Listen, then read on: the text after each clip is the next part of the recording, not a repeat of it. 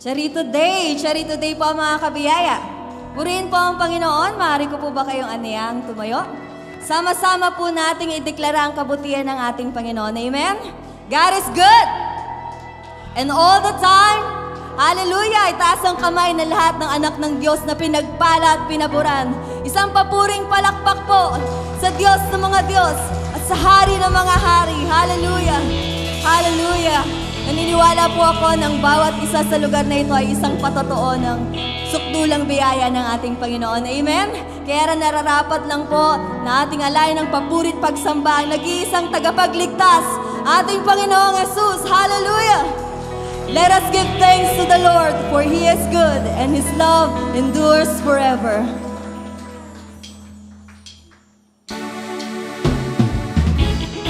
Let us declare it.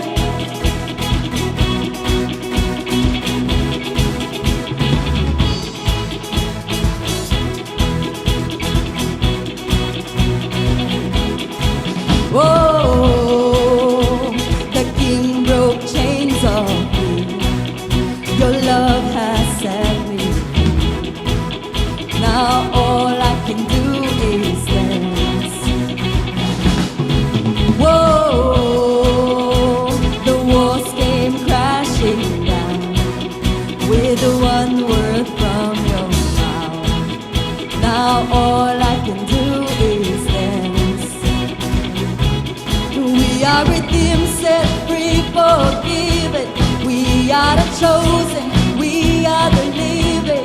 We are redeemed, set free, forgiven. So if you love Him, sing, sing. Oh, praise you, Lord. I praise you, Lord. For you are good. You are good. Forever we will dance and sing. For you are good. You are good.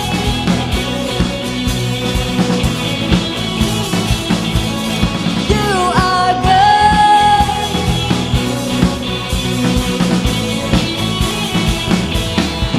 Whoa, your love has rescued me. I live in victory. Now all I can do is dance. We are redeemed. Yes, we are redeemed, set free, forgiven. We are the chosen, we are the living. We are redeemed, set free, forgiven. So if you love Him, sing, sing. Oh, praise you, Lord. I praise you, Lord. For you are good. You are good. Forever we will dance and sing. For you are good. You are good. I praise you, Lord. I praise you, Lord. For you are good. You are good. Forever we will dance and sing. For you are good. You are good. Amen. You are good.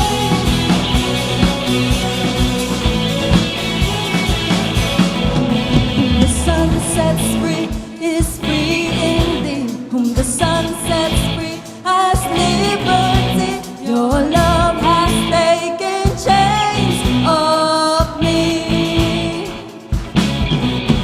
Whom the sun sets free is free indeed. Whom the sun sets free has liberty. Your love has taken chains off me. Whom the sun sets free is free indeed. Whom the sun sets free has liberty. Your love has taken chains off me. Oh, I praise you, Lord. I praise you, Lord. For you are good. You are good. Forever we will dance and sing. For you are good. You are good. I praise you, Lord. I praise you, Lord. For you are good.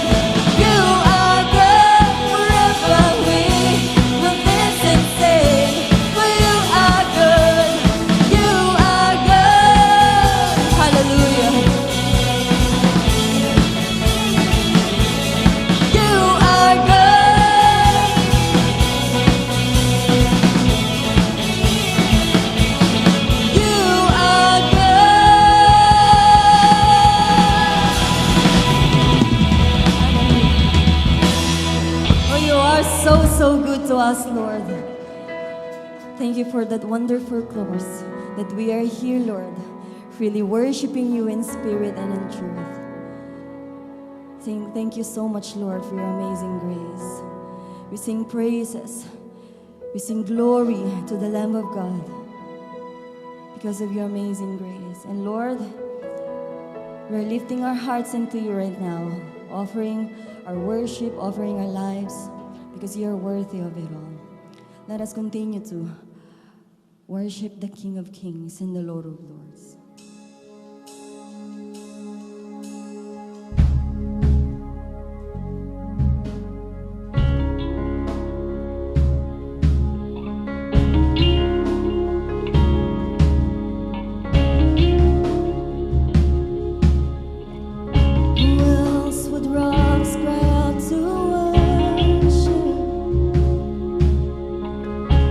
Glory taught the stars to shine.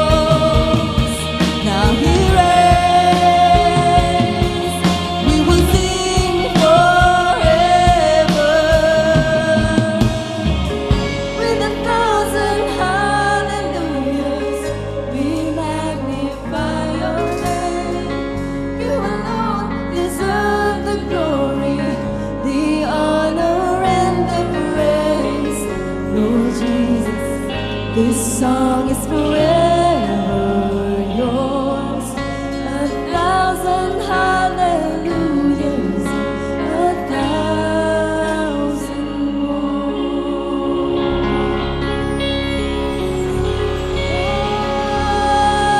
Jesus, you're worthy of it all.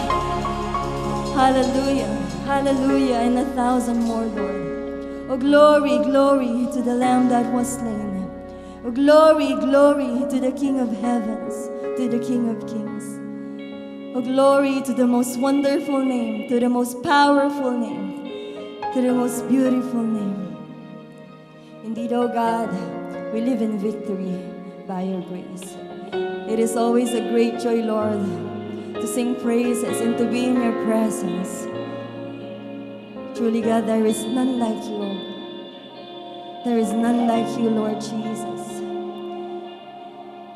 It is a great joy as your sons and daughters to freely lift our hands, freely sing praises, to worship you, to sing hallelujah to the great I am, for you are worthy of it all. Thank you, Lord Jesus. This is amazing grace indeed, O God. Amazing grace, amazing grace. To you alone deserves all the glory, power, honor, praises, and majesty. To him who sits on the throne, and to the Lamb of God, to your name alone, Lord Jesus, be glory forever and ever. And everybody say, Amen. Hallelujah. Hallelujah. Hallelujah. Bago po tayo umupo, pakibati po ang katabi ng 2 thumbs up. You are Charito.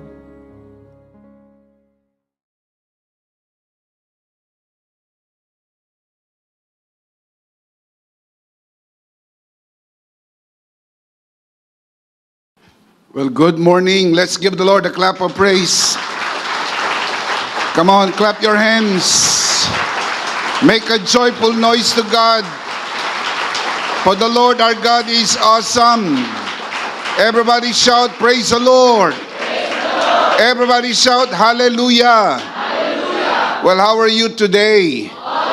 All is well. Pakibati ang katabi ng 2 thumbs up. You are Charito, blessed and highly favored of God. Do you believe that? Amen. Do you always believe that? Amen. Do you confess that every day? Amen. We should. Promise. Believe me, we should. And let's do that today. Everybody shout, I am Charito. I am Charito. I am blessed and highly favored. I am blessed and highly favored. I am a child of God. I am a child of God. Let's give the Lord a clap of praise. Thank you, Jesus. Well, good morning, good afternoon, good evening, mga kabiyaya. Anumang oras nyo napapanood ang broadcast na ito. Ako po si Bishop Emmy. Ito po ang worship online ng The Lord's Community and EMI Community. And also, joining us online, the EMI Online Season 5 students from different parts of our country, Luzon, Visayas, and Mindanao, and also from over 40 international locations. Welcome everyone. Palakpakan natin si Lord. Welcome. Welcome everyone. More intentional learning. Learn more and learn it more. If you are watching this broadcast for the first time, please like and follow us on Facebook. Over 100,000 people follow us on Facebook. Please join us and experience the difference. When you follow us on Facebook, don't forget to click the See First button and turn on your notification. And if not asking too much, and I know it's not, please subscribe to EMI channel at YouTube.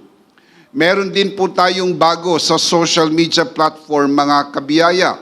Para po sa mga TikTokers nating mga kabiyaya, kasama nyo po si Bishop Emmy. Please follow Bishop Emmy on TikTok. Ito po ay para sa ating nuggets of grace. pira-pirasong biyaya para sa pang-araw-araw na buhay. Mapapanood nyo rin po ang Nuggets of Grace sa Reels platform ng Facebook. Real Grace Nuggets on Reels. Don't forget to like and share po sana, mga kabiyaya. Hindi naman po kayo others. Pagtulong-tulungan po natin ibahagi ang masaganang mensahe ng biyaya sa buong Pilipinas at sa maraming bansa. Piece by piece, we are reaching them one by one. Real Grace Nuggets on Reels. Please prepare your communion elements, mga kabiyaya, sapagkat pagkatapos ng mensahe, magkakaroon po tayo ng banal na komunyon. Sama-sama at sabay-sabay po nating ipagdiriwang ang tagumpay ni Kristo sa krus ng Kalbaryo sa pamagitan ng banal na komunyon. Ang ostya ay simbolo ng kanyang bugbog na katawan. Ang katas ng ubas ay simbolo ng kanyang banal na dugo. Sa pamagitan ng kanyang banal na dugo, ang ating mga kasalanan ay pinatawad na. Sa pamagitan ng kanyang bugbog na katawan, ang ating mga sakit ay pinagaling na. And if you are sick in your body and you are watching this broadcast today, let me be the first one to encourage you. Today is your healing day. Can we say that together? Today is your healing day. One more time. Today is your healing day. We believe that with all of our hearts here at EMI. Today is your blessing day. Today is your miracle day. Today is your healing day. If you believe that, say amen. Palakpakan muna natin si Lord.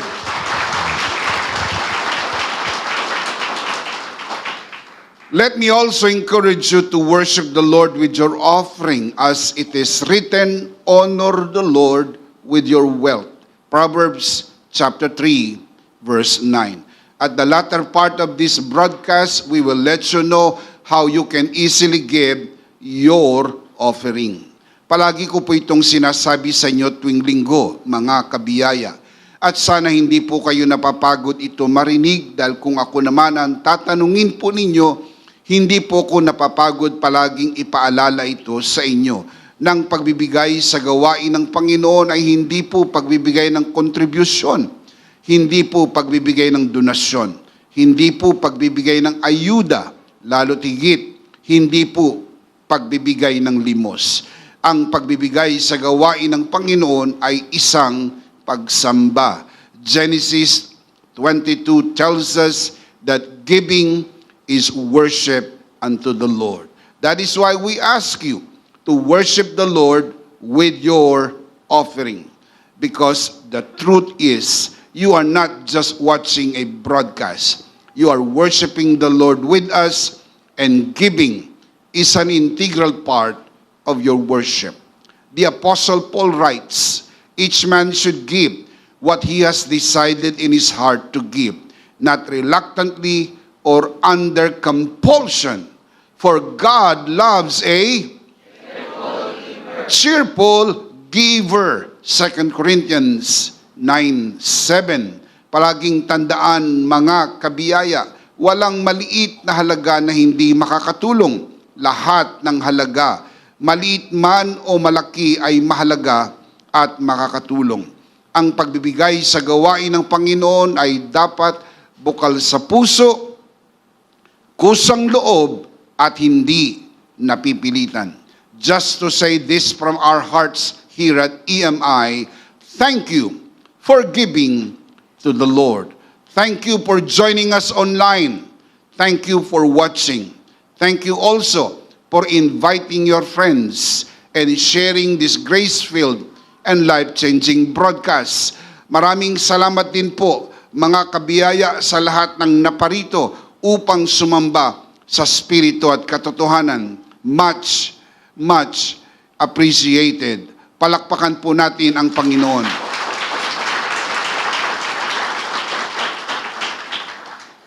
Before we dive into the pool of spiritual learning today, just to let you know, if you are near our worship center here at the very entrance of NLEX Valenzuela exit, Paso de Blas, Valenzuela City. We would like to invite you to come and worship the Lord with us in one of our 4 services here at EMI. 6 a.m., 8 a.m., 10 a.m., and 3 p.m. Come, join us, and experience the difference. Maraming salamat po for joining us via online. Maraming salamat sa lahat ng mga kabiyaya na narito sa loob ng bulwagang ito para sumamba sa Panginoon. Palakpakan natin ng malakas ang Panginoon.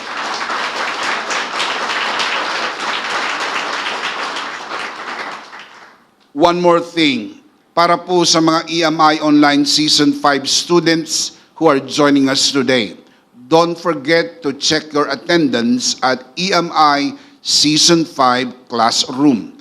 You can see the link on your screen. Please like and comment present. Don't forget to indicate your location. Also, remember to do your live application paper, LAP, after the broadcast. Maraming salamat po. We are going to continue our series on The Bible Explains, Part 85.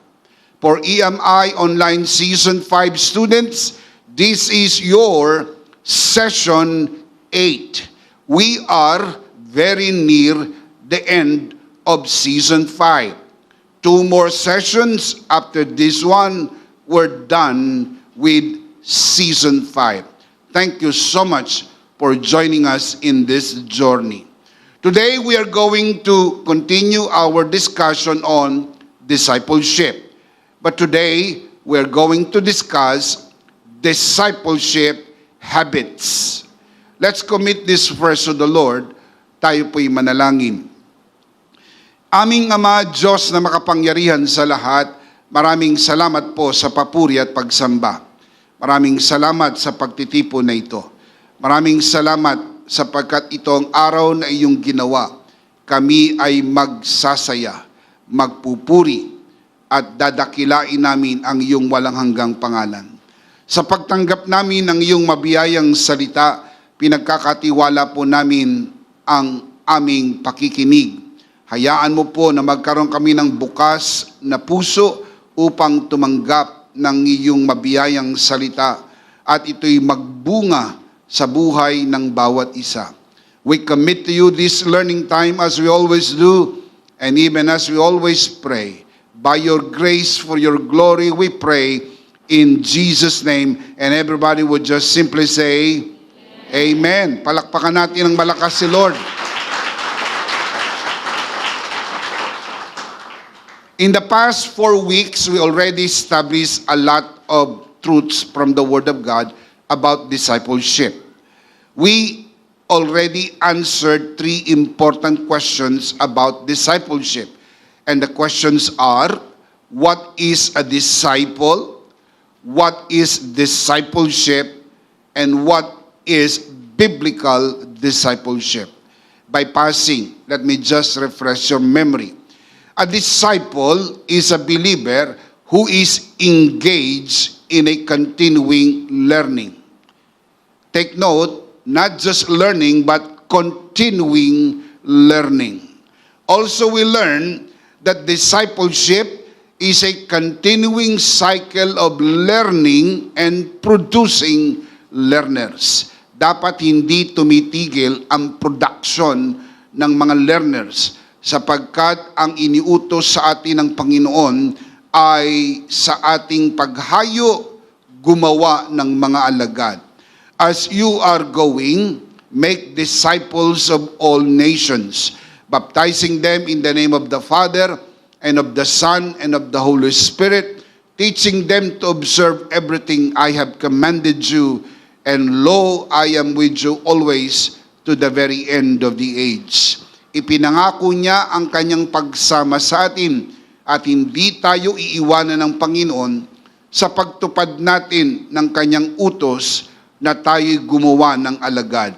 Pag tumigil ang production ng mga learners, hindi na po natin maabot ang buong mundo. The only way we can reach the world and fulfill the Great Commission is by producing learners. That is why discipleship is very important. Also, we learn in particular what biblical discipleship is. Let's look at this for the last time. What is biblical discipleship? Can we recite this together out loud? Sit up straight and fasten your seatbelt. This is going to be another joyride of learning. Number one, it is a biblical command. Number two, it is primary in the church. Number three, it is a conscious awareness of the cross, and by that we mean the finished work of the Lord Jesus. Number four, it is a way of life. And we have discussed that thoroughly in the past 4 weeks. Imagine, 4 na sunod-sunod na linggo ay tinalakay po natin ang mga katotohanan po na yan. Today, we are going to talk about discipleship habits. Sa wikang Pilipino, mga dapat na kasanayan ng isang alagad. Tandaan palagi na ang tunay na Kristiyano ay isang alagad. If you are a Christian, if you are a believer, by default, you are a learner. You are a disciple. The Greek word is matetes, meaning learner. Ano yung mga dapat na kasanayan ng mga tunay na alagad? First, let's define what is a habit. A habit is a continual, often unconscious inclination to do certain activity acquired through frequent repetition. I want to say that again. A habit is a continual, often unconscious inclination to do certain activity acquired through frequent repetition. Ang definition pong yan ay galing sa Webster Dictionary. Nakasanayan na, nasanay mo nang gawin, hinahanap-hanap mong gawin dahil sanay kang ito'y gawin. Parang may mga taong nasanay magkape pagkagising. Kaya pagkagising, ang unang hinahanap ay kape. May mga taong nakasanayan po niya, ang siya po ay maligo araw-araw. Kaya kahit hindi naman kailangan maligo, gustong palaging maligo sapagkat sanay siya na palaging naliligo. May mga taong nasanay na nagpapahinga tuwing hapon. Kaya kapag ka nag-alas 3 na, inaantok na siya.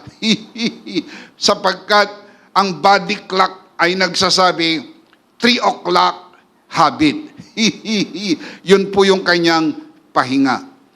Iba ang mga nakasanayan ng mga tao. May mga sanay matulog ng maaga, may mga hindi na sanay matulog ng maaga. Kaya ang kanilang katawan ay nakahulma na gawin ito palagi. Ito po ang tinatawag na habit. Nagbuo ito dahil palagi mo siyang ginagawa. How long does it take to form a habit? Gaano ba katagal makagawa ng isang nakasanayan? Iba-iba po ang sagot. Depende po sa pag-aaral. Pero ito pong aking sasabihin sa inyo ay pangkalahatan. On average, it takes about 3 to 6 months on a daily basis and 1 to 2 years on a weekly basis. Kapag ang habit ay araw-araw mong ginagawa, 3 months hanggang 6 months, mapo-form na po ito. Kaya pag tinigil mo, hahanap-hanapin na ito ng sistema ng iyong katawan. Kapag naman once a week, in 1 year or 2 years the most, ma-form na yung habit. Kaya kita nyo, pagkalipas ng pandemya, ilang taon yung pandemya? 2 years. Nasanay na yung ibang hindi magsimba. Kaya kahit dapat magsimba na, hindi na nagsisimba sapagkat nasanay noong pandemya na hindi nagsimba ni minsan sa loob ng 2 taon. Kaya na pandemya, hindi lang ang katawan, pati ang isip ay na virus sapagkat parang wala nang ganang magsimba, parang ayaw nang magsimba at hindi na yata magsisimba. Mga kapatid, kailangan isipin na ito ay na-form dahil po ito sa tinatawag na palagi mong ginagawa. How do you form a habit? Paano ba mag-form ng habit? Ang sagot, by frequent repetition. Pag palagi mong ginagawa.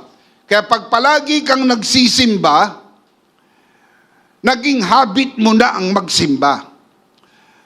On the other hand, sa kabaliktaran, pag palagi kang hindi nagsisimba, naging habit mo na ang hindi magsimba.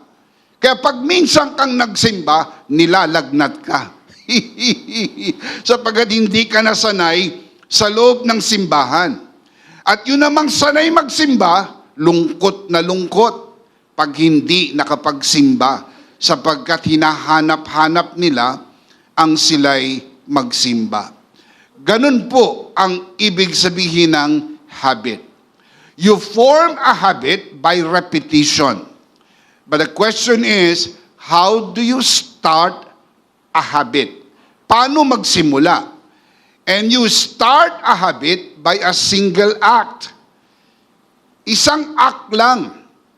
Isang action lang, doon na magsisimula. Sapagkat mahalaga na may pagsimulan. And how do you start a single act? By a single thought. Yung iyong action nagsimula sa iyong kaisipan. Kaya naisipan mong magsimba. At ikaw ay nagsimba.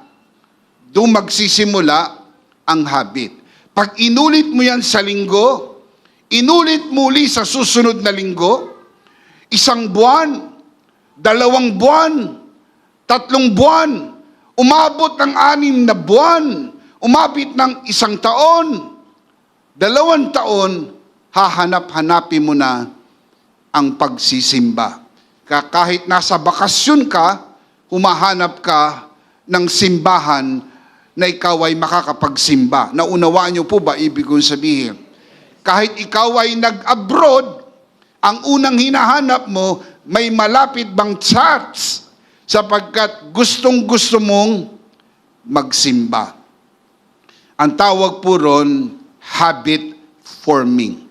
Nakasanayan mo na ang ikaw ay magsimba. Sa nagsimula, a single act.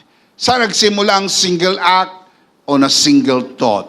Someone has said this. Let me share this with you. Sow a thought, reap an act. Sow an act, reap a habit. Sow a habit, reap a character. Sow a character, reap a destiny. Your destiny lies on your character. And your character depends on the habit that you formed. And your habit started by a single act. And that single act started by a single thought. Kaya napakahalaga kung anong kaisipan ang ilalagay natin sa ating isip. Dahil ang central processing unit ng ating buong pagkatao ay ang ating kaisipan. Ang ating kaisipan ay nakakaapekto ng ating damdamin. Ang ating isip at damdamin ay nakakaapekto ng ating aksyon. That's why if you change the mind, You change the way you feel and the way you do things as well. Kaya mahalaga ang pagbabago ng kaisipan. Ang tawag dyan, anakaino, renewing the mind. You need to renew your mind. Kailangan ng ating kaisipan ay umayon sa salita ng Diyos upang ang ating aksyon ay nakaayon sa salita ng Diyos. Upang ang habit na ma-form natin ay ayon sa salita ng Diyos. At magkaroon tayo ng karakter na ayon sa salita ng Diyos. And soon and very soon, we will have a destiny based from the Word of God. Isang destiny na pinagpala at pinaburan. Dahil ang sabi ng Panginoon, I know my plans for you, says the Lord. Plans not to hurt you, not to harm you, but to give you hope and a future. Can you say amen? Discipleship habits are the things we do not do to receive the grace of God.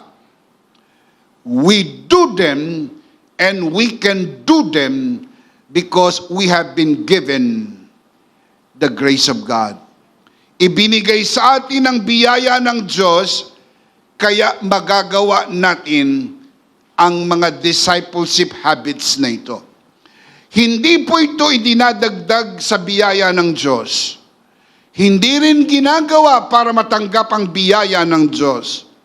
Nabigyan ka ng biyaya ng Diyos, kaya magagawa mong makaform ng discipleship habits sapagkat sa totoo, you are by default a disciple.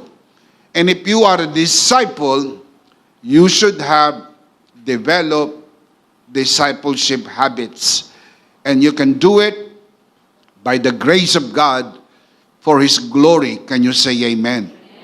Remember that biblical discipleship is a conscious awareness of the cross. Sa makatwid, kung meron kang mulat na kamalayan tungkol sa tinapos na gawa ni Kristo, merong biyayang naipagkaloob sa iyo. Kaya sabi ni Apostol Pablo, I can do all things through Christ who gives me strength. Kaya to. Kailangan lang baguhin ang kaisipan upang magkaroon ng pagbabago sa ating mga ginagawa hanggang sa ito'y maging nakasanayan at narinig nyo na ang matandang kasabihan, mahirap nang baguhin ang nakasanayan na. Kapag mabuti ang nakasanayan mo, mahirap nang baguhin. Ganon din, kahit masama ang nakasanayan mo, mahirap nang baguhin. Sa makatwid, sanayin natin ang magandang bagay upang pag ito'y namakat na sa ating kaisipan, sa ating damdamin at sa ating pagkatao, ito'y hindi na mawawala sa atin. Dumating man ang pandemya, wala na ang pandemya, nananatili pa rin tayo, naglilingkod sa ating Panginoon, sapagkat ito'y nakasanayan na natin. Can you say amen? 1 Corinthians 15:10, the Apostle Paul writes, but by the grace of God I am what I am, and His grace to me was not without effect. No, I work harder than all of them, yet not I, but the grace of God that was with me. Ang tipikal na paliwanag ng mga pastor sa verse na ito, tinutulungan tayo ng biyaya ng Diyos. Mali. Hindi po sinasabi ng verse na ito na tinutulungan tayo ng biyaya ng Diyos. Ang sabi ng verse na ito, ang biyaya ng Diyos mismo ang gumagawa sa atin. Kapag ikaw ang gumawa, wala ang biyaya ng Diyos, makukuha mong lahat ng kapurihan. Kapag ikaw ang gumawa, sa tulong ng biyaya ng Diyos, makukuha mo ang kalahati ng kapurihan. Ngunit kapag ang biyaya lang ng Diyos ang gumawa at pinakinabangan mo ang gawa ng biyaya, makukuha ng Diyos ang lahat ng kapurihan. At yan ang gusto ng Diyos. Sa Kanya lang ang kapurihan, ang kaluwalhatian, at ang karangalan. Shout amen. What discipleship habits you need to form? Ito po ang pag-uusapan natin sa araw na ito. Pero bago ko po ilatag ito sa inyo, ay uulitin ko po, magagawa mo lang ito dahil nasa iyo ang biyaya ng Diyos. Hindi sariling sikap, hindi sipag at tiyaga, kundi biyaya. Ang biyaya ng Diyos ay sapat na at higit pa. Can you say amen? Let's talk about discipleship habits. Number 1, reading God's Word. Maraming beses na natin itong narinig. At parang pangkaraniwan na sa atin. Parang yung iba sa inyo, alam ko na yan. Magbasa ng salita ng Diyos. Pero makinig maigi. Baka meron ka pang hindi narinig patungkol dito.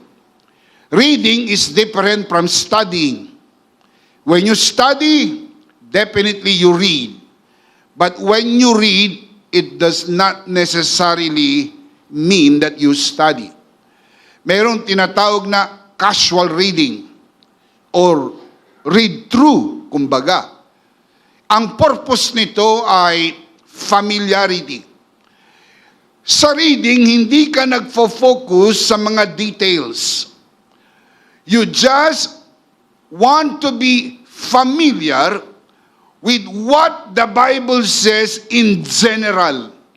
Dapat pamilyar tayo sa mga kwento sa Biblia. Upang sa tuwing nakakarinig tayo ng sermon o ng mensahe at nagbabanggit ang pastor ng example, agad pumapasok sa isip mo, nabasa ko na yan. Nabasa ko na yan. Sa ganung kaisipan, magiging madali mong mauunawaan.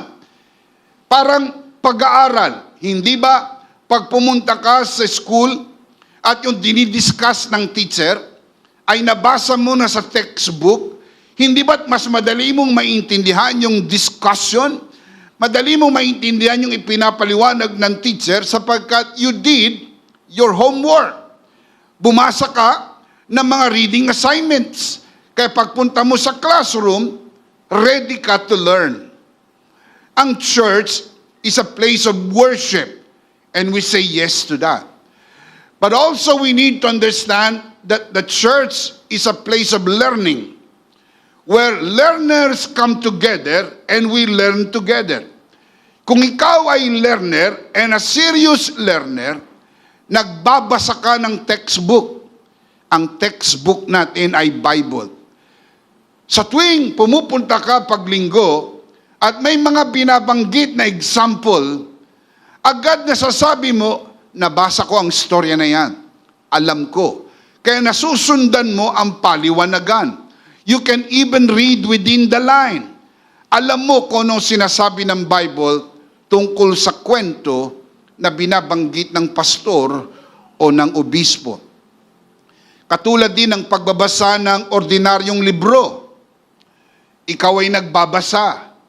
Bakit hindi mo isama ang Biblia sa mga libro na binabasa mo? Total, palabasa ka naman. Ang salita ng Diyos ay hindi pangkaraniwan.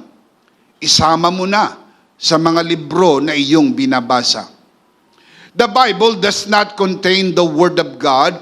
We believe that the Bible is the Word of God. And if you want to know more about this, meron po kayo sinulat na booklet and also available sa e-book format. Is the Bible the Word of God? Yan po'y katanungang sinagot sa e-book na ito. Sapagkat mayroong mga grupo na hindi naniniwala sa Bible. Meron namang mga naniniwala na ang Bible ay sulat lang ng tao. na hindi ko naman po ipakikipagtalo sa inyo ng Bible ay sulat ng tao. Dahil talaga naman tao ang sumulat niyan, dahil tao ang babasa. Pero hindi po yan salita ng tao. Kaisipan ng Diyos, salita ng Diyos, ipinasulat sa tao sa patnubay at gabay ng banal na Espiritu upang ang mga manunulat ay makapagsulat ng walang mali. Pero sulat ng tao, kinasihan ng banal na Espiritu, kaya walang mali. Hindi po yan sulat ng Diyos. Dahil kung sulat yan ng Diyos, hindi mo mababasa. Hindi rin yan sulat ng hayop. Dahil kung sulat ng hayop, hindi mo mababasa. Ito'y salita ng Diyos, ipinasulat sa tao. Bakit? Dahil ang word na communication ay galing sa Latin word na communis, meaning common ground. Para magkaroon ng communication, you have to stand on common ground. And this explains why God has to become flesh. Hindi ho maunawaan ng tao ang Diyos sapagkat malayo ang pagitan. Ang ginawa ng Diyos ang bumaba, nagkatawang tao, para maabot ang tao at maunawaan ng tao. In the beginning was the Word, and the Word was with God, and the Word was God. And the Word became flesh and dwelt among us. We beheld His glory, the glory of the only begotten of the Father, full of grace and truth. John chapter 1, verse 1 and verse 14. Kaya ho nagkaroon ng incarnation because God wants to communicate Himself. I said that so you would know, kaya ang Bible pinasulat ng Diyos sa tao dahil tao ang babasa. Pero hindi pinabayaan ng tao sa kanyang bagsak na kalagayang magsulat nang wala ang inspiration ng Holy Spirit. Kaya itong mga tao na ito, nagsulat, pero ginabayan ng banal na Espiritu. Kaya ang Biblia ay salita ng Diyos. Can you say amen? Palakpakan si Lord.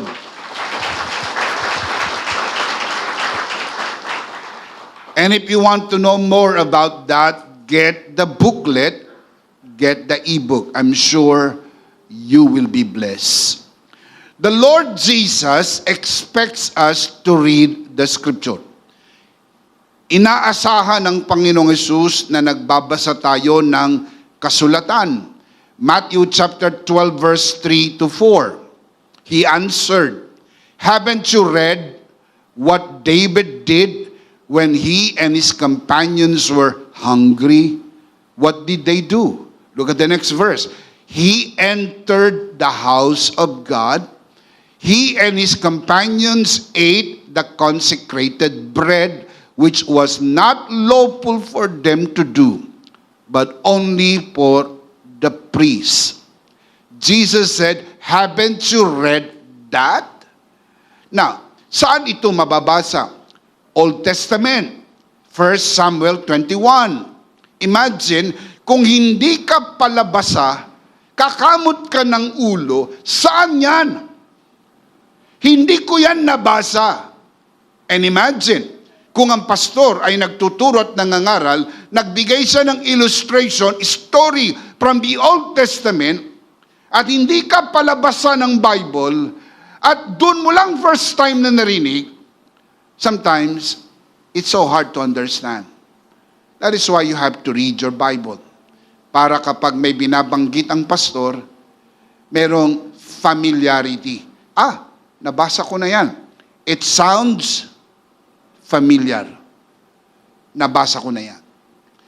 Another one, Matthew chapter 12 verse 5.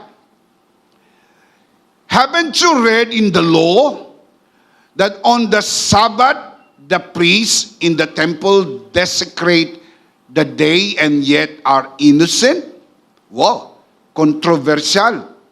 The priests desecrate the holy day, Sabbath day, and yet they are innocent?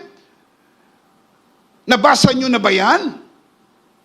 Sabi ni Jesus, haven't you read in the law? Pag sinabi pong in the law, hindi po ito tumutukoy sa Ten Commandments. Ito yung Torah. Ito po yung the writings of Moses. Pentateuch, the first 5 books of the Old Testament. Genesis, Exodus, Leviticus, Numbers, and Deuteronomy. And in this case, you can read this in the book of Numbers, chapter 28.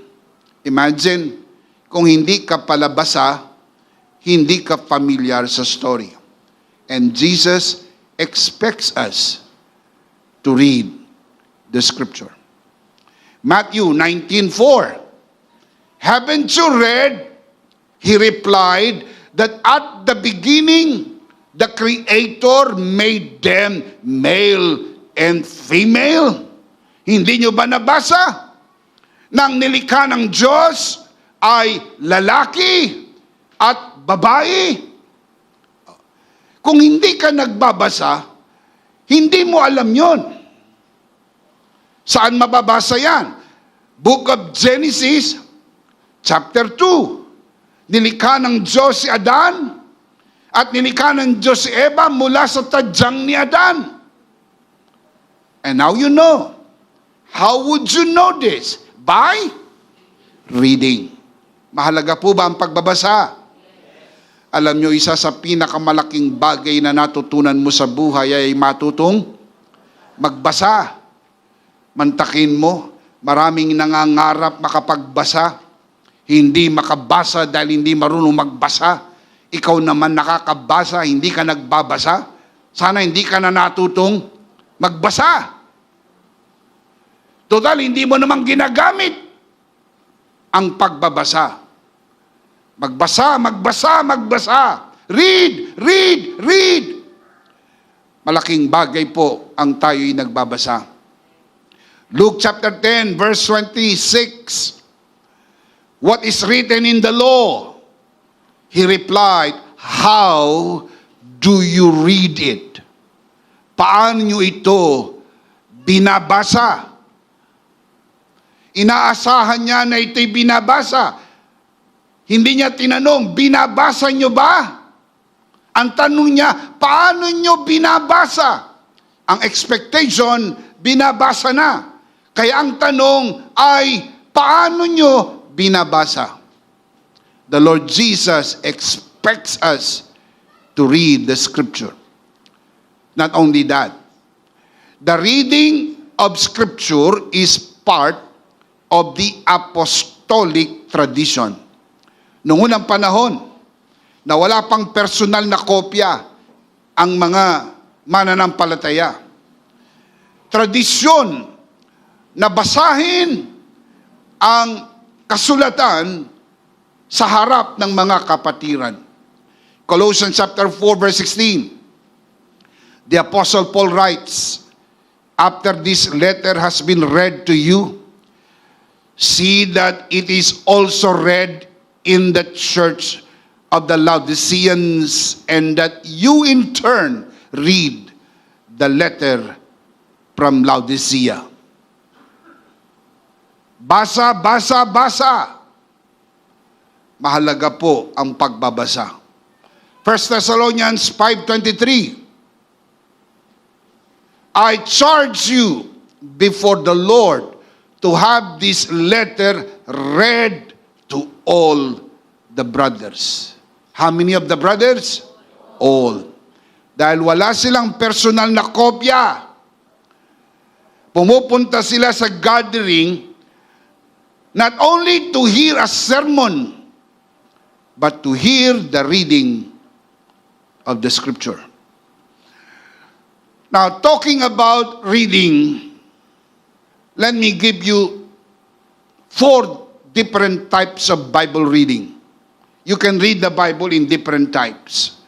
Number 1, comprehensive. It is a kind of reading that you just read from Genesis to Revelation. Tuhog-tuhog. Basa lang mula Genesis hanggang Revelation. Number 2, sectional. Sectional meaning you read a section from the scripture. Like, for example, historical, poetical, prophetical, the Gospels, or you want to read the epistles. Well, among the epistles, you want to read the Pauline epistles, or the Petrine epistles, or the epistles of John, the epistles of Peter, the epistles of Paul, or so forth and so on. Section by section lang. Pwede yan. Sa mahalaga nagbabasa. Number 3, type is thematic. Ito naman yung by theme. You want to read the Bible by theme. For example, I want to read the life of Christ. I want to read the story about the death of Christ, the resurrection of Christ, the ascension of Christ, the second coming of Christ. I want to read about the birth of the church, so forth and so on. I want to read the story of the life of Paul in the book of Acts. Yun po yung mga portions sa scripture na merong tema. For example, I want to read the parables of Christ. Yun lang yung mga babasahin mo na mga parables of Jesus. Or the teaching of Jesus. The miracles of Jesus. So forth and so on. Maganda rin yun. Kasi kahit papaano, focus ka dun sa theme. Number 4, meditative. Ito naman yung portion, a little portion of the scripture, you want to read and meditate. We'll talk about this more on meditation. That is a kind of habit that a disciple needs to develop as well. So yan po yung 4, comprehensive, sectional, thematic, and meditative. Now, dahil mahalaga ang pagbabasa ng Bible, mahalaga rin na alam mo ang aklat na binabasa mo. Let me give you interesting information about your Bible. King James Version has 693 words. King James Version po ito. Ang sabi ng National Reading Institute, ang average reader ay merong speed na 200 words per minute. Average yan. Merong mga above average at merong mga super fast reader. Ibig sabihin, pangkaraniwan to. 200 words per minute. So if you do the math, 200 words per minute, you can read the Bible in 3,878 minutes. Equivalent to 64 hours. Equivalent to 2.5 days. You can read the Bible in 2.5 days without stopping, without slowing down. Walang kain-kain, walang tulog-tulog, walang ligo-ligo, tuloy-tuloy. Hindi pwedeng bumagal, pwedeng bumilis pero hindi pwedeng bumagal, hindi pwedeng magparada, hindi pwedeng magminor, hindi pwedeng tumigil. 2.5 days, mabasa mo na ang buong Bible. Pagkatapos niyan, mamamatay ka na.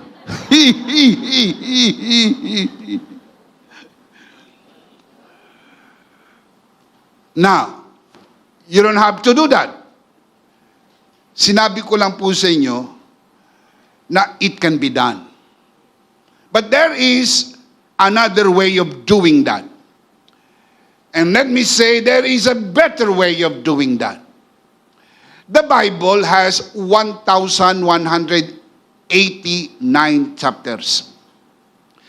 If you read 10 chapters a day, in 4 months, matapos mo ang Bible.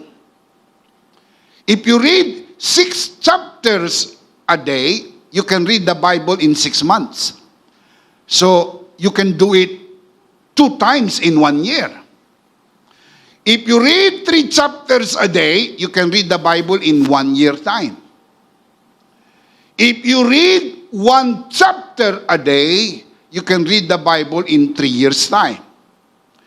If you read 1 verse a day, you can read the Bible in 85 years. At least before you die, nabasa mo na ang Bible. Ibig sabihin, it can be done. Narinig nyo na ang kasabihan, ang taong ayaw mayroong dahilan, ang taong gusto gumagawa ng paraan. If there is a will, there is a way. Sinabi ko po yan sa inyo para magkaroon kayo ng idea, depende sa inyo. Pero wag naman dumating sa buong buhay ninyo na hindi nyo nabasa ang Bible from cover to cover, sapagkat yun yung textbook ng disciple, hindi mo man lang nabasa. Mabuti pa yung mga preso. Sa loob ng kulungan, nabasa ang Bible. Kailangan mo pa bang makulong? Isip-isip din pag may time.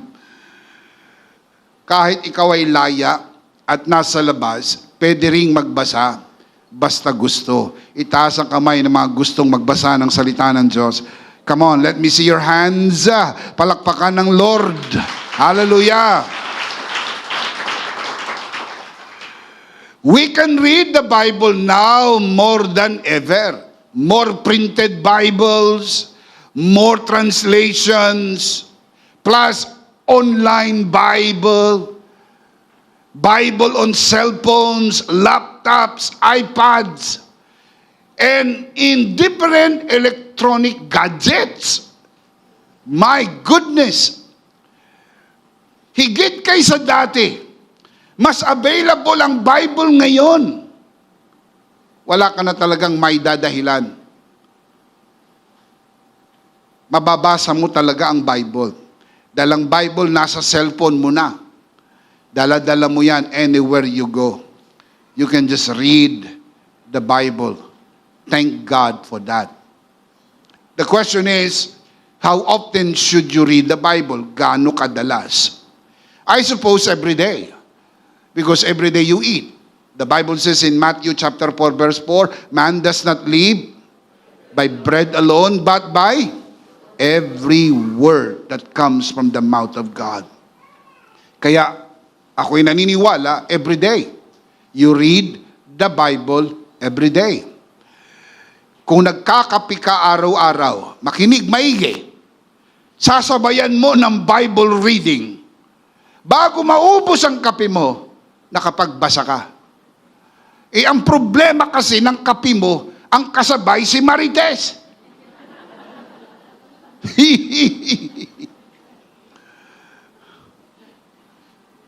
Sabayan mo ng Bible reading. Make it a habit. Kape at Biblia. Yun ang pagsabayin mo, kape at Biblia. Hindi ka makaubos sa isang tasa, makaisang chapter ka. Kung maging habit mo yan, in 3 years time, nabasa mo ang Bible. Kung medyo mabilis ka magbasa, naka 2 chapters ka, naka 3 chapters ka, in 1 year, nabasa mo ang Bible. Pagsabayin mo lagi, kape at Biblia. Sa tuwing magkakape ka, labas mo ang Biblia. Iwanan mo na si Marites. marami kang mababasa. Can you say amen? Palakpakan muna si Lord. Hallelujah! Number 1, discipleship habit. Reading God's Word. Number 2, hearing God's Word. Hearing God's Word. Makinig maigi, ipaliliwanag ko. Not hearing a sermon. Iba ho yung hearing a sermon sa hearing God's Word. Hindi lahat ng sermon ay merong God's Word. Ang iba, nilalagyan na ng konting God's Word, out of context pa. Puro sermon. Kaya hindi po hearing a sermon. In a given sermon, you do not always hear God's Word. Hindi palagi. That is why the Apostle Paul reminds the young pastor that when you preach, preach the Word so that people can hear the Word. Not a sermon, but the Word. Now look at the scripture. 2 Timothy chapter 4, verse 1 and 2. In the presence of God and of Christ Jesus, who will judge the living and the dead, and in view of His appearing and of His kingdom, I give you this charge. What's the charge? Verse 2. Preach the Word. Sa dami-dami ng ibibili ni Apostle Pablo sa batang pastor, hindi ba sumagi sa isip niyo kung bakit ito ang numero 1 na kanyang ibinilin sa pastor? Preach the Word. Why? Because when a pastor preaches the Word, the people are hearing the Word of God. Be prepared in season and out of season. Correct, rebuke, encourage with great patience and careful instruction. Not hearing a sermon, but hearing the Word. Anong pagkakaiba? Sermon, mga kapatid, can be given by anyone. Kaya lagi kong sinasabi, pabiro, pero totoo, na kung sermon lang ang kailangan nyo, wag na kayong pumunta sa church. Sa bahay nyo lang merong sermon. Ang nanay nyo magaling mag-sermon. Kung nakatira kayo sa biyanan, magaling din mag-sermon ang biyanan.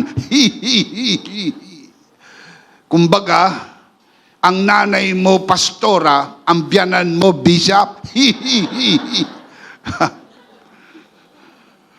Nagsesermon din yan. May altar call pa yan. Lumapit ka, lapit ka naman. Umiiyak-iyak pa yan.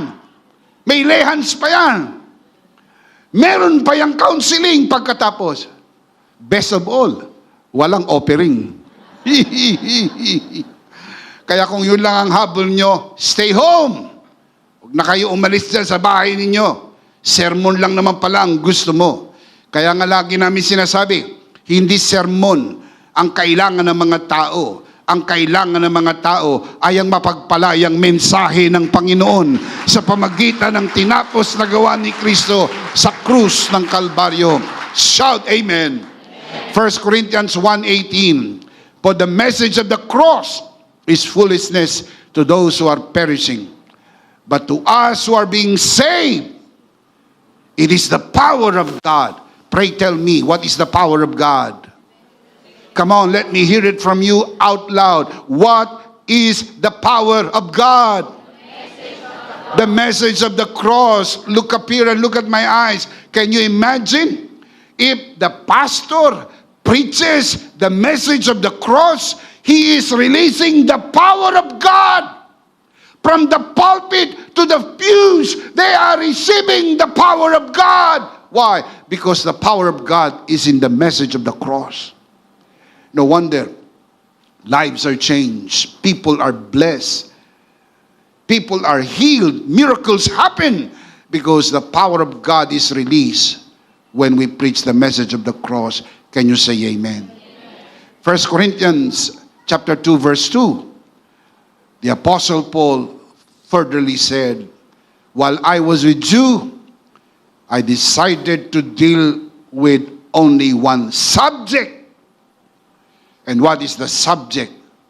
Jesus Christ, who was crucified. Wala siyang ibang mensahe. Wala siyang ibang paksa. Wala siyang ibang topic. Wala siyang ibang mensahe, kundi si Jesus at ang kanyang tinapos na gawa sa krus. Paulit-ulit lang. Iniiba lang ang teksto. Iniiba ang title. Iniiba ang tema. Pero hindi pwedeng ibahin ang mensahe. Iba ang pamagat ng sermon. Pero ang mensahe isa lang. Bakit? Wala kang karapatang mag-imbento ng mensahe. Ang mga pastor, walang karapatan mag-imbento ng mensahe. Spokesperson lang tayo ng Panginoon. Pag tumayo tayo sa pulpito, ang pwede lang nating sabihin sa mga tao ay ang pinapasabi ng Ama. Pinapasabi ng Ama sa kanyang mga anak ang tungkol sa tinapos na gawa ng kanyang anak sa krus ng Kalbaryo para sa mga anak ng Diyos.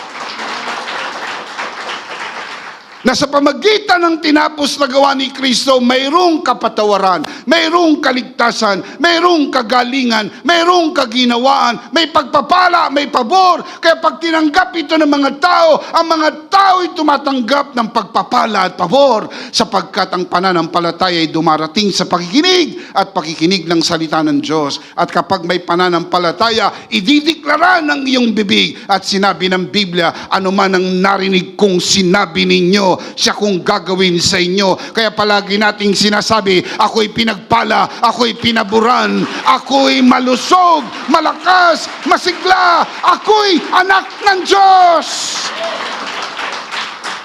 Everybody shout, I am Charito. I am blessed and highly favored.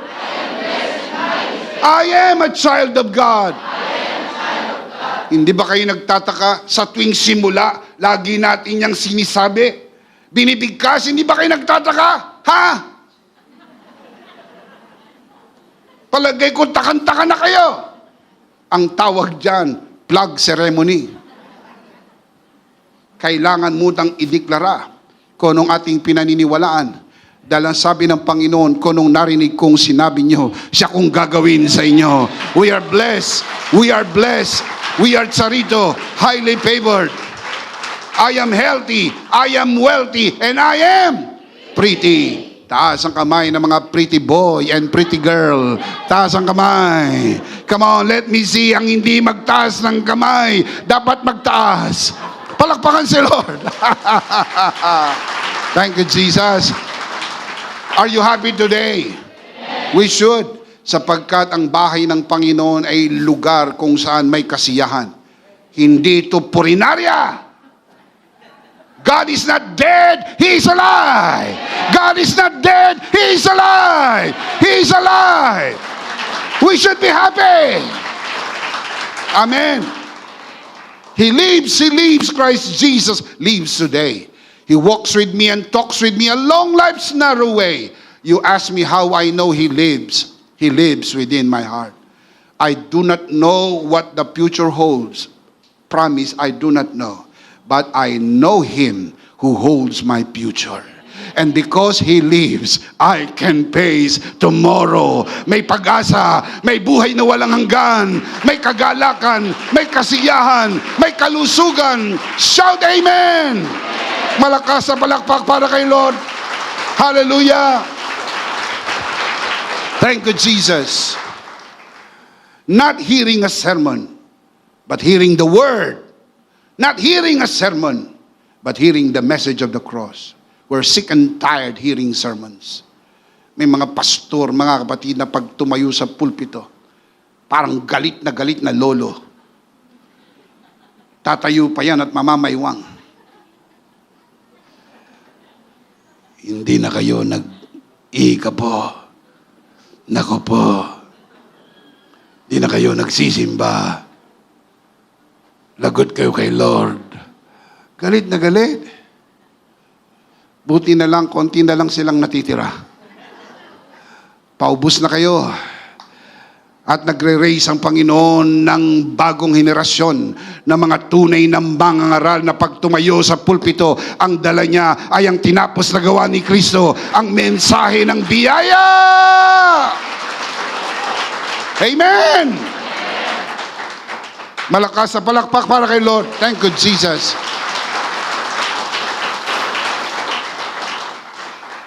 Bible. Hearing the Bible. Not just reading, but hearing the Bible. Yung naririnig ko talaga, Biblia. The verse is the voice of God. Yung talagang naririnig ko. Hindi kwento. Madalas walang kwenta. Hindi marites. Sipin nyo, may mga pastor sa pulpito, nagchichismis pa. Mga kapatid, hindi yan makakapagpabago ng buhay. Ang makakapagpabago lang ng buhay ay ang salita ng Diyos. Noong unang panahon, wala silang mga personal na kopya. That's why they come to hear. Like public reading. Sa publiko, binabasa talaga. Let me give you the verse. Nehemiah, chapter 8, verse 3. He, referring to Ezra read it aloud from daybreak till noon. Tagal. Mula umaga hanggang tanghali, nagbasa si Ezra. Again, he read it aloud, not softly, aloud, from daybreak till noon, as he faced the square before the water gate, in the presence of the men and women and others who could understand. Look at the next line. And all the people. How many of the people? All the people listen attentively to the book of the law. Torah. The 5 books of Moses. Genesis, Exodus, Leviticus, Numbers, Deuteronomy. Binasa ni Ezra sa public. Malakas na pagbasa. Kasi wala pa silang mga personal na kopya. Ganon din ang ginawa sa early church. Tulad ng binasa natin kanina, Colossians 4:16 sa New Testament. After this letter has been read to you, see that it is also read in the church of the Laodiceans. And you in turn read the letter from Laodicea. So yung mga taga-Colosas ay sinulatan ni Pablo at sabi, basahin nyo to sa mga kapatiran. At pag nabasa nyo na, ipabasa nyo rin sa mga kapatiran sa Laodicea. At ganun din, yung sulat ko sa Laodicea, basahin din ninyo. Bakit? Kasi wala silang personal na kopya. Wala pang photocopy noon. Wala pang reproduction ng mga kopya. Kaya yun lang yung kopya, kaya kailangan basahin. 1 Thessalonians 5:27, I charge you before the Lord to have this letter, yung sulat niya sa mga taga-Thessalonica, read to all the brothers. How many of the brothers? All. Mga kapatid, walang katulad. Ang isang mabuting ina o mabuting ama na binabasahan niya ng Biblia ang kanyang anak bago matulog, kay gandang pagmasdan. Sapagkat ito po ay kailangan maging nakasanayan. Nababasahan natin ang Biblia ang ating mga anak. O babasahan nyo ng Biblia ang inyong mga apo. Kung meron po kayong panahon, ay gawan nyo ng panahon sapagkat mahalaga po yun. Sa modern technology na mayroon na po tayo ngayon, we can do it a lot better. Meron na pong tinatawag na audio Bible. You can hear pure God's Word. Ang audio Bible po mga kapatid ay isa pong application na available sa lahat. Libre. Libre po yan. Pwede niyong i-download yan sa cellphone ninyo. Libre po. Of course, merong mga binibili, pero merong mga libre. Ba't ka naman bibili kung merong libre? Kung merong ka extra pera, bumili ka kung gusto mo. Pero yung pong gusto ng libre, pwede nyo makita yan sa inyo pong application, i-download ninyo. From Genesis to Revelation. Pakikinggan nyo po. Maganda yan kapag ginamitan nyo na ng earphone o headphone, matutulog kayo, parang may nagbabasa sa inyo. Promise, madali kayo makakatulog. Promise. Ang maganda niyan, kahit tulog ka na, gumagana pa po ang pandinig. Gumagana po yan. Makinig maigi. Pag ang tao ay kamamatay lang, ang huling nawawala ay pandinig. Kaya pag namatay pa lang, pwede mo pang kausapin yan. pwede ka pang magbilin. Hindi na makakakibuyan, pero nakakarinig pa po yan. Kaya kung meron ka pang gustong sabihin, kapag kamamatay pa lang, the last part ng body na mawawala ay ang pandinig. Kaya kahit nakapikit ka at natutulog ka, gumagana ang pandinig. Kaya pwede kahit nakapikit, nakalagay ang headphone. Madalas mapapanaginipan mo pa yung iyong pinapakinggan. Akala mo nandun ka talaga sa pangyayari. Kasi pumapasok sa subconscious mind mo. Eh yung mga audio Bible, minsan meron pang background music na nakakaantok. Mga agos ng tubig. Mga galaw ng dahon habang binabasahan ka. Kaya sigurado, guaranteed, makakatulog ka. Yung mga hirap matulog, promise, makakatulog ka. Maganda yon. Kasi binabasahan ka.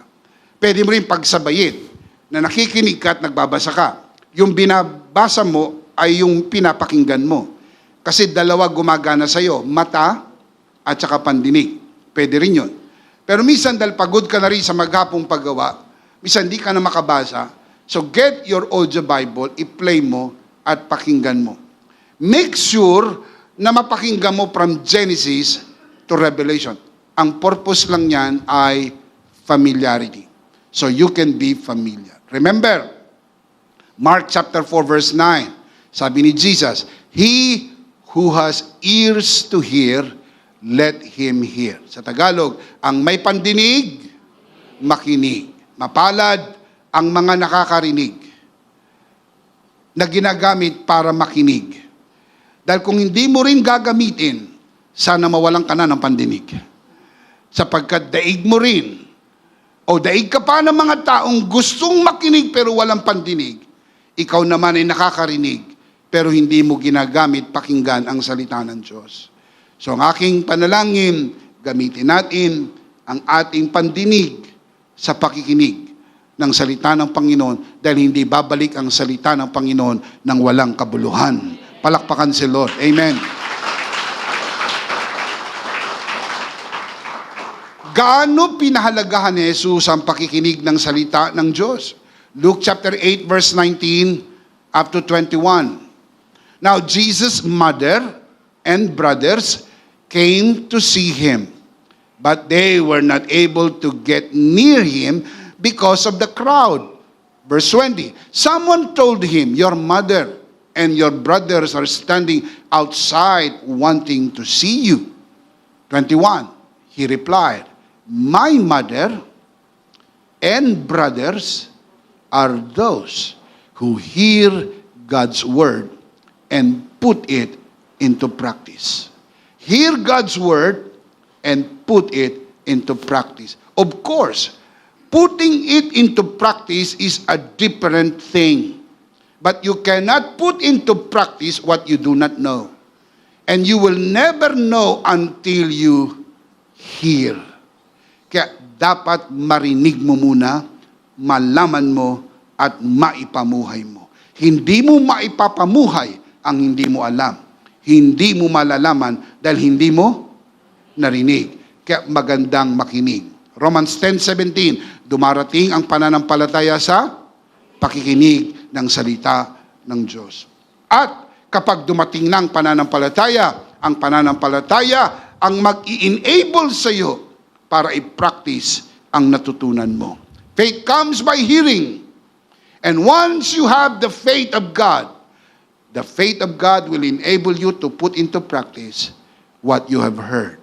Pero ang starting point, you need to hear. And once you hear, you receive faith. And once you have the faith of God, you put it into practice. And then once you put it into practice, you have victory. And the Bible says in 1 John 5:4, this is our victory, even our faith. At ang faith nagsisimula sa pakikinig at sa pakikinig ng salita ng Panginoon. Can you say amen? Let's see them again. Discipleship habits. Number 1, reading God's Word. Number 2, hearing God's word. The big idea is, in Christ, I am a believer and a learner. Remember, a true believer is a true learner. And if you are a true learner, you read God's word and you hear God's word habitually. Bahagi na ito ng iyong discipleship habits. What is the big idea? One more time. In Christ, I am a believer and a learner. Of course, we do not want to end this broadcast without giving you, who are watching this broadcast, the opportunity to receive Jesus today and be saved. And become a believer and become a learner. Today is your opportunity. Kung nais mong tanggapin ang Panginoong Hesus sa iyong puso bilang Panginoon at sarili mong tagapagligtas, itaas mo ang iyong dalawang kamay sa tabi ng iyong radyo, sa tabi ng iyong cellphone, sa tabi ng iyong computer, o sa tabi ng television. Habang ikaw ay nanonood, sumunod ka sa panalangin ng pagtanggap. Samahan po natin ang ating mga bisita sa araw na ito. Itaas natin ang ating dalawang kamay at sumunod tayo sa panalangin ng pagtanggap. Lakasan natin ang pagbigkas at mula sa puso. Manalangin tayo. Panginoong Hesus, ako po'y makasalanan. Hindi ko po kayang iligtas ang aking sarili. Ako'y mapapahamak ng hiwalay sa iyo. Narinig ko po ang mabuting balita. Ako po'y naniniwala. Tinatanggap kita sa aking puso bilang aking Panginoon at aking tagapagligtas. Salamat po, pinatawad mo na ang aking mga kasalanan. Isinulat na ang aking pangalan sa aklat ng buhay. Sa pangalan ni Jesus, Amen. Ako na lang po mananalangin, Ama, sa oras na ito. Itinataas ko po sa harapan ang sinuman sumunod sa panalangin ng pagtanggap sa unang pagkakataon. Pinagkakatiwala po namin sila sa iyong kagandahang loob na sila'y lumago sa biyaya at sa bagong natagpuang pananampalataya sa pangalan ng Panginoong Hesus. Tayong lahat ay magsabi ng Amen. Palakpakan si Lord.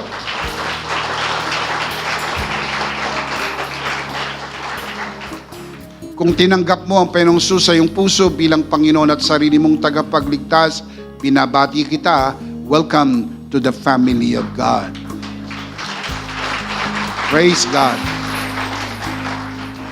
Tayo po'y dumako sa ating banal na komunyon. Kunin niyo po ang inyong communion elements and let's do this together, mga kabiyaya.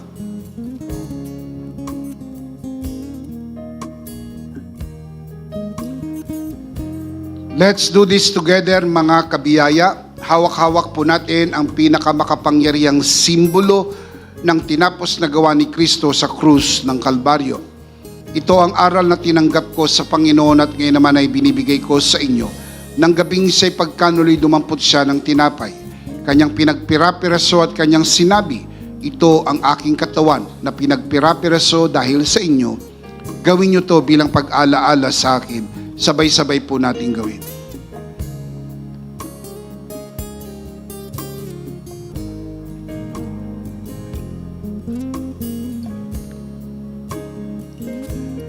Gayun din naman matapos maghapunan ay kanyang hinawakan ng saro at kanyang sinabi, ito ang saro ng bagong tipan na pinagtibay ng aking dugo. Gawin niyo to bilang pag-alaala sa akin. Sabay-sabay po natin gawin.